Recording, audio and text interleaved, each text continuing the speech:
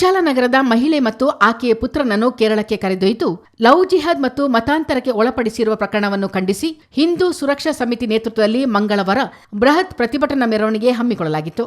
ಪ್ರವಾಸಿ ತಾಣ ಕಾವೇರಿ ನಿಸರ್ಗಧಾಮದ ಬಳಿಯಿಂದ ಹೊರಟ ಮೆರವಣಿಗೆಯಲ್ಲಿ ಮಹಿಳೆಯರು ಸೇರಿದಂತೆ ಹಿಂದೂ ಕಾರ್ಯಕರ್ತರು ಸಾವಿರಾರು ಸಂಖ್ಯೆಯಲ್ಲಿ ಪಾಲ್ಗೊಂಡಿದ್ದರು.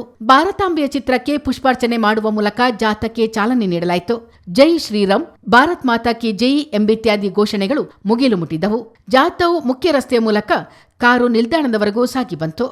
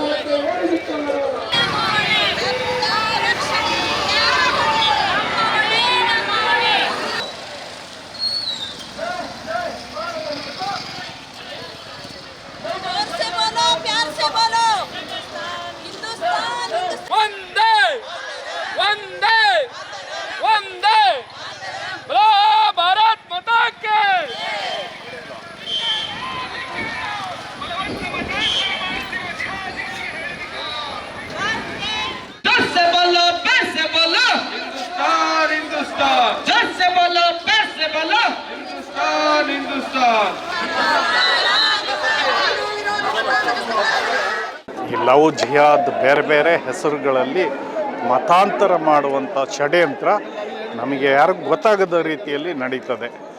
ಹಾಗಾಗಿ ಇದನ್ನು ಖಂಡಿಸಿ ಮತ್ತು ಹಿಂದೂ ಸಮಾಜದಲ್ಲಿ ಜಾಗೃತಿಯನ್ನು ಮಾಡೋದು, ವಿಶೇಷವಾಗಿ ಯಾರು ಮಹಿಳೆಯರು ಅಮಾಯಕರು ಇರ್ತಾರೆ, ಮಕ್ಕಳು, ಇವ್ರಿಗೆಲ್ಲ ಇಲ್ಲ ಸಲ್ಲದ ಆಮಿಷವನ್ನು ಒಡ್ಡಿ ಒಂದು ಗುಂಪೇ ಇದಕ್ಕೆ ತಯಾರಾಗಿದೆ. ಅವ್ರನ್ನ ಮತಾಂತರ ಮಾಡುವಂಥದ್ದು.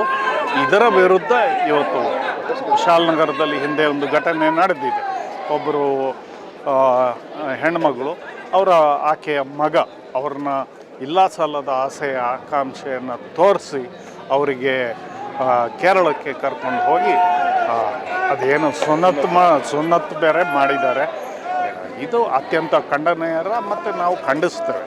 ಇದನ್ನು ವಿರೋಧಿಸಿ ಇವತ್ತು ಬೃಹತ್ ಈ ಒಂದು ಕಾರ್ಯಕ್ರಮ. ಪ್ರಕರಣವನ್ನು ಖಂಡಿಸಿ ಪಟ್ಟಣದ ವರ್ತಕರು ಸ್ವಯಂ ಪ್ರೇರಣೆಯಿಂದ ಅಂಗಡಿ ಮುಂಗಟ್ಟುಗಳನ್ನು ಸಂಪೂರ್ಣ ಬಂದ್ ಮಾಡಿ ಬೆಂಬಲ ಸೂಚಿಸಿದ್ದರು. ಜಾಥಾ ಮತ್ತು ಪ್ರತಿಭಟನೆ ಹಿನ್ನೆಲೆಯಲ್ಲಿ ಬೆಳಗಿನಿಂದಲೇ ಬಿಗಿ ಪೊಲೀಸ್ ಬಂದೋಬಸ್ತ್ ಏರ್ಪಡಿಸಲಾಗಿತ್ತು. ಚಿತ್ತಾರ ನ್ಯೂಸ್, ಕುಶಾಲನಗರ.